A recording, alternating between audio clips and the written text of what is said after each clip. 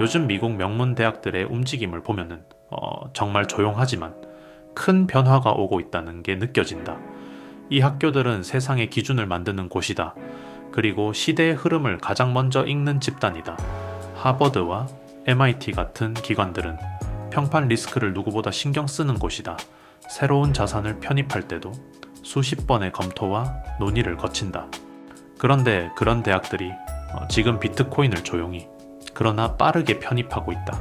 겉으로는 말이 없지만 내부에서는 이미 전략이 바뀌고 있다는 느낌이 든다. 이건 단순한 투자 이야기가 아니다. 자산의 본질이 바뀌고 있다는 신호다.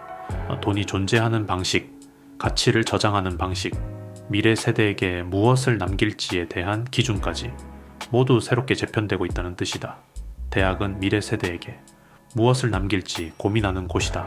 그래서 이들은 단기 수익보다 한 세대를 지탱할 수 있는 자산을 선택한다. 그리고 지금 그들이 선택한 건 시간이 지나도 사라지지 않을 자산이다. 누가 통제하지도 못하고 누가 찍어낼 수도 없고 검증된 규칙으로만 움직이는 어떤 디지털 시대의 기반 자산이다. 그게 비트코인이다. 그리고 대학들의 조용한 선택은 이 자산이 앞으로 어떤 역할을 맡게 될지 이미 많은 것을 말해주고 있다. 좋아요, 구독, 알림 설정을 눌러주시면 더 좋은 콘텐츠로 찾아뵙겠습니다. 여러분의 응원이 콘텐츠 제작에 큰 힘이 됩니다. 솔직히 말해서 대학 기금 같은 기관들은 시장의 유행이나 단기 흐름을 따라가는 곳이 아니다. 이들은 언제나 긴 시간을 바라보고 최소 50년에서 100년이라는 기준으로 투자 판단을 한다. 학생 한 명의 등록금이나 한 해 예산을 지키는 수준이 아니다. 앞으로 수십만 명의 미래 세대가 받을 교육과 연구와 장학금을 10년, 20년, 50년 뒤까지도 안정적으로 유지하기 위한 자금이다. 그래서 대학 기금은 지금의 시장 환경보다도 시간이 지나도 무너지지 않을 자산이 무엇인가를 가장 깊게 고민한다. 여기에는 책임이라는 무게도 담겨 있다.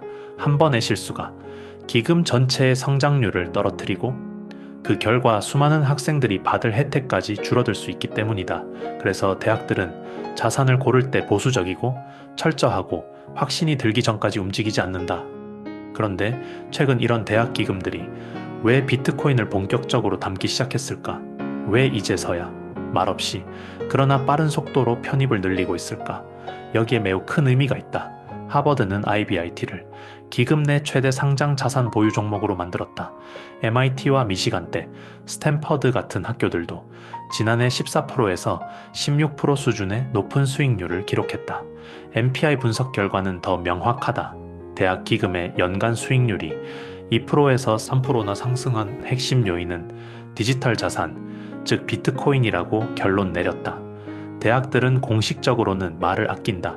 평판을 중요하게 생각하는 기관이라서다. 하지만 데이터를 보면 이미 판단이 끝났다는 사실이 드러난다. 겉으로는 조용하지만 내부에서는 결정이 내려진 것이다. 대학 기금의 포트폴리오는 전통적으로 채권과 부동산, 그리고 사모펀드 중심으로 구성되어 있다. 이 세 가지는 오랫동안 안정성과 수익성을 동시에 주는 자산으로 여겨졌다. 하지만 지난 10년을 보면 세 자산 모두 구조적 한계에 부딪혔다. 부동산은 금리 상승에 눌렸다. 과거처럼 레버리지를 써서 고수익을 내는 전략이 금리 환경 때문에 더 이상 작동하지 않는다. 채권은 제로금리 시대의 후폭풍으로 수익률이 너무 낮아졌다. 물가를 이기지 못하는 구간도 많아졌다. 대학 기금 입장에서는 안정적인데 성장도 없다라는 치명적 약점이 생긴 것이다.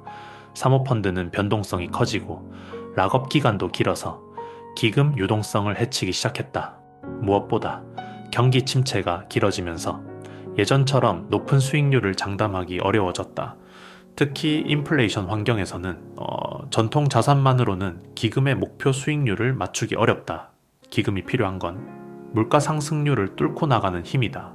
미래에도 가치가 유지되거나 오히려 더 커지는 자산이다. 이때 비트코인은 완전히 다른 성질을 가진 자산으로 떠올랐다. 첫째, 발행량이 정해져 있다. 2100만 개다.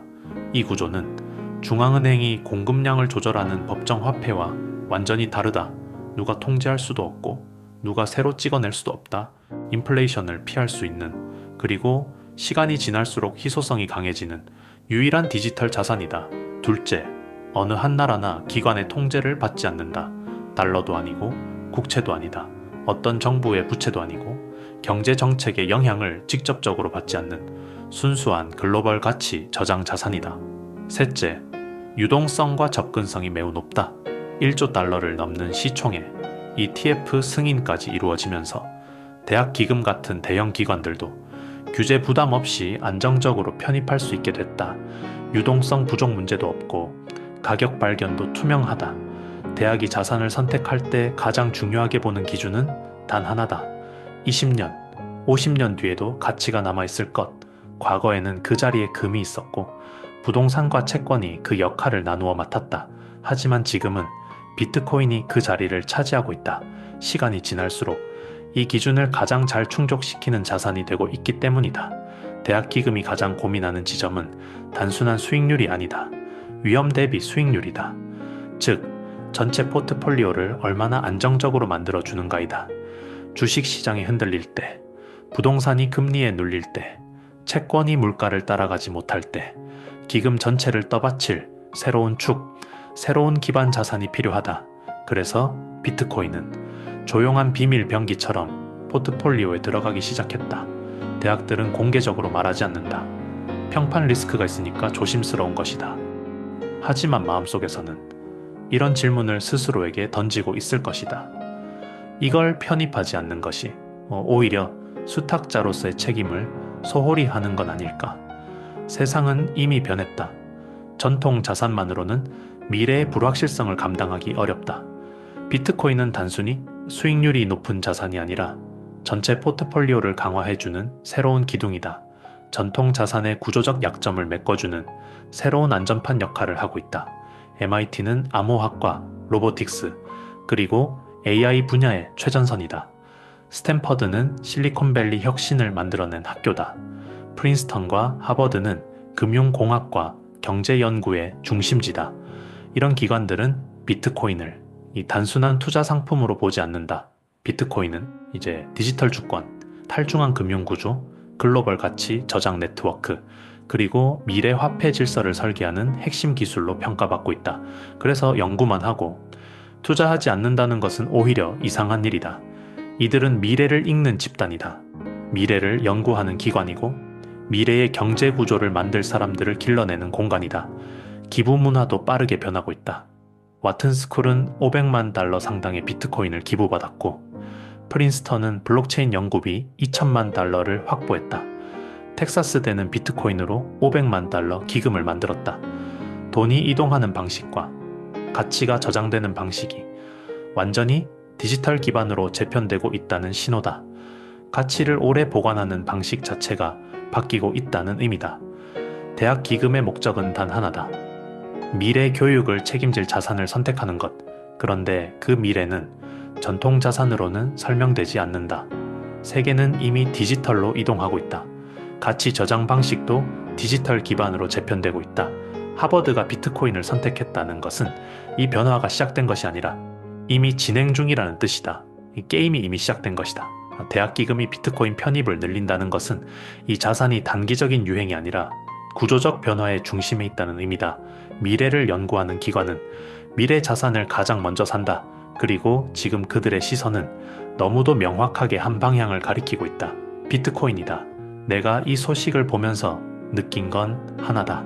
기관이든 대학이든 결국 선택 기준은 같다. 시간이 지나도 사라지지 않을 자산인가? 그 질문 앞에서 비트코인은 분명한 답을 보여주고 있다.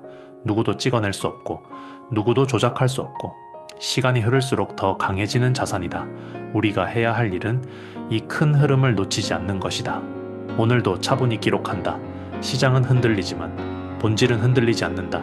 시대는 이미 움직이고 있다. 그 흐름을 읽는 사람이 결국 다음 기회를 잡는다. 그리고 나는 우리 가족의 미래를 위해 이 변화를 정확하게 보고 차분히 준비해 나갈 생각이다.